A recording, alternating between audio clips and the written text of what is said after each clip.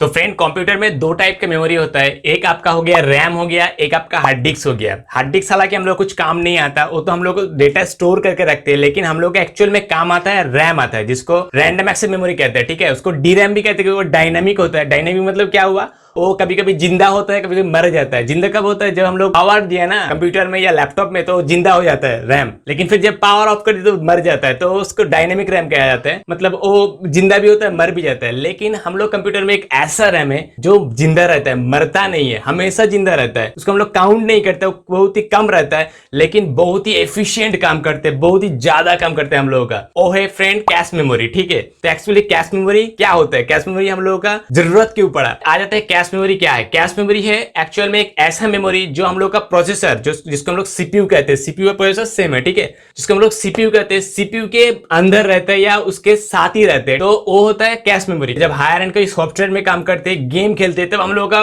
मतलब बहुत ज्यादा एफिशिएंटली काम करता है प्रोसेसर। लेकिन रैम उतना ज्यादा सप्लाई नहीं। प्रोसेसर का जो रीडर स्पीड है ना, वो बहुत ज्यादा फास्ट है। मतलब हम लोग का रैम है, रैंडम एक्सेस मेमोरी, उससे बहुत ज्यादा फास्ट होता है प्रोसेसर का यूनिट। तो प्रोसेसर बहुत ज्यादा काम करते हैं, फटफट काम कर लेते हैं, लेकिन रैम उतना सप्लाई नहीं दे पाते। जितना जल्दी काम होना चाहिए उतना सप्लाई नहीं रहता, क्योंकि रैम तो धीरे धीरे काम करते रहते हैं, तो वो रीडर स्पीड के साथ रैम मैच नहीं कर पाते। तो कभी कभी हम लोग लैपटॉप जो स्लो हो जाता है, हैंग करता है, लैग करता है, इस सब के लिए करते हैं।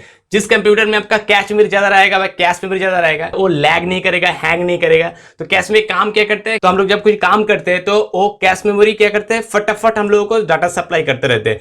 कैश मेमोरी मरता नहीं ना, वो जिंदा रहता है हमेशा। तो हम लोग पहले कुछ काम किया तो उसका कैचे जो कैश मेमोरी मतलब रख देते हैं, वहां पे रख देते हैं। तो बाद में जब हम लोग वही काम करते हैं तो वो वहां से कैचे सप्लाई करते हैं, जिससे हम लोग का काम बहुत फास्ट होता है, बहुत एफिशिएंटली काम होता है। लेकिन रैम तो उतना फास्ट नहीं होता, तो वो जो हम लोगों का खमती होता है उसको सप्लाई करते हैं, रैम धीरे धीरे सप्लाई करते रहते हैं। लेकिन काम को फास्ट करने के लिए कैश मेमोरी का इतना ज्यादा इंपॉर्टेंट होता है।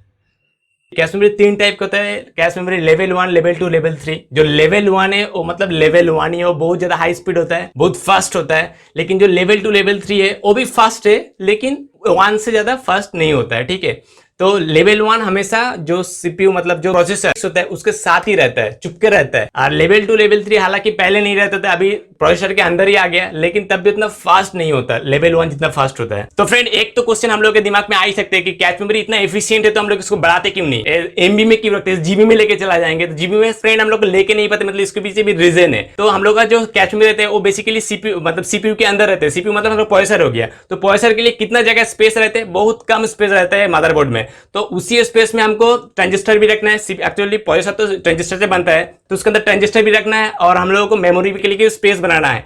तो ये सब काम बहुत डिफिकल्ट होता है, क्योंकि हम लोग को मेमोरी बढ़ाने के लिए हम लोग को स्पेस भी बढ़ाना पड़ेगा। लेकिन हम लोग स्पेस नहीं बढ़ा पाएंगे, उसी स्पेस में हमको रखना पड़ेगा, क्योंकि प्रोसेसर के लिए लिमिटेड स्पेस है और भी छोटा हो रहा है, इसलिए ट्रांजिस्टर भी छोटा छोटा करना पड़ रहा है। ठीक है, अभी तो नैनोमीटर में आ गया, 10 नैनोमीटर, 8 नैनोमीटर में चल रहा है काम। तो फ्रेंड, इसलिए हम लोग मेमोरी को ज्यादा नहीं बढ़ा पाएंगे उसी कम मेमोरी में, लेकिन वो बहुत ज्यादा एफिशिएंट होता है। पहले तो कम आता था, केबी में आता था, लेकिन अभी जो ट्रांजिस्टर का जो साइज है वो नैनोमीटर पे आ गया, तो हम लोग का अभी कैश मेमोरी बढ़ गया, अभी एमबी में आ गया। 6 MB, 8 MB, 10 MB, 12 MB ऐसे रहते हैं। ठीक है, लेकिन पहले हम लोग केबी में ही आता था। 1 MB मतलब बहुत बड़ा कैश मेमोरी हो गया।